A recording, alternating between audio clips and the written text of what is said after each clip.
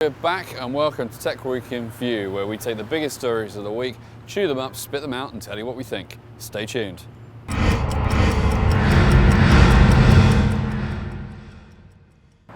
So while we were away from your screens, we were checking out lots of different things on our road trip of America. Well, certainly I should say I was. Basically we took a quick trip down to the Outer Banks. On the way I stopped off in DC and I'm looking at the wonderful monuments that are there, Washington, Abraham Lincoln, etc, etc.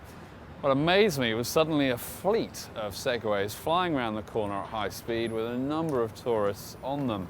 Yes, it seems that for $70 and 2 hours of your time, you can hire a Segway to view the city and all the monuments in it.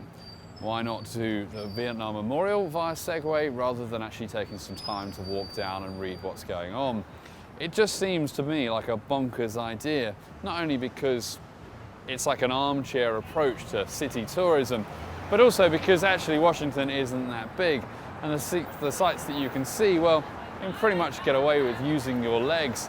So it wasn't until I then got down to Kitty Hawk, our final destination, and I realised that I could take an extreme Segway tour of the sand dunes to see some wild horses, and I realised that maybe the love for the Segway, or at least some reason to try and use it, is far more advanced than I'd ever imagined. I mean, before that, I'd only ever seen them in shopping malls with a mall cop flying around looking as if he's important. Now it seems that they are soon to become, or slowly becoming, the, well, concrete bedrock of our tourism in America. Either way, bonkers is the only way to explain it.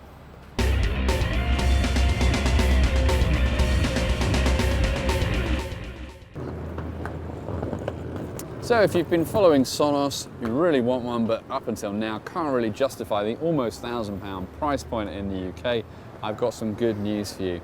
This week they announced the new Zone Player S5, a dedicated all-in-one integral speaker system which basically you just dump into a kitchen or bedroom environment, plug it into the wall and then connect it.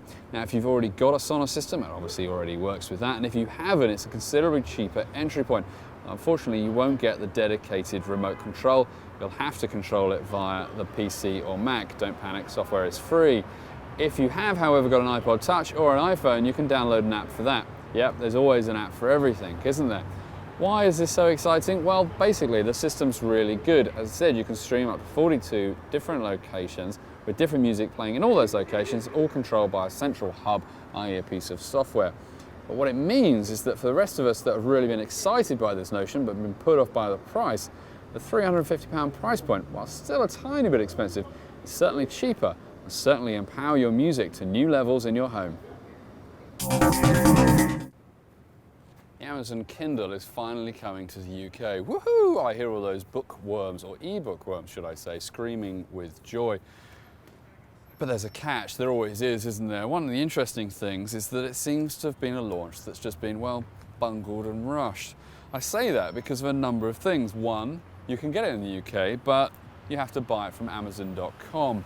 That means you have to pay in dollars, and that means you have to worry about import tax, and then that also means you have to worry about global shipping.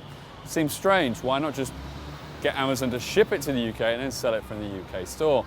The second is that, well, to download books via the Whisper network, which the Kindle for the last couple of years in the US has been successful and popular doing, basically it means that I can be sitting on a beach, decide to want a book, buy it and it's delivered. Great. It's provided by AT&T. Yes, that is a US mobile phone operator. Yes, you are going to be in the UK dialing into the US globally on roaming charges, which means, of course, that you'll have to pay 40% more for your books because you happen to be living in the UK. In fact, even the US guys, when they roam outside of America, will have to pay an additional $199 to get their books when they're on a beach, perhaps in the Algarve. But what amazes me is that why Amazon didn't A, ship it from the UK direct, i.e. stock it in the UK, but B, why they haven't bothered to talk to a UK operator, someone like Vodafone or O2, for example. It would make a lot more sense, wouldn't it? Perhaps the operators weren't interested. Perhaps Amazon just thought they could go it alone. Either way, what it does mean is that for the time being, the British, if they want to go for the Kindle, well, just be left with a rather confusing device.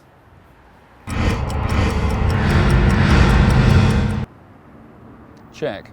Yeah, It's quite hard playing chess without any pieces. In fact, it's almost impossible unless you're some Mensa dude, and unfortunately I'm not. But that's what many people found at the weekend when using the T-Mobile Sidekick in the US. They went in to access their data they'd stored on the cloud to find that it wasn't there. No, it just wasn't that it wasn't accessible, it's just that it had completely gone, vanished, vamooshed, no more.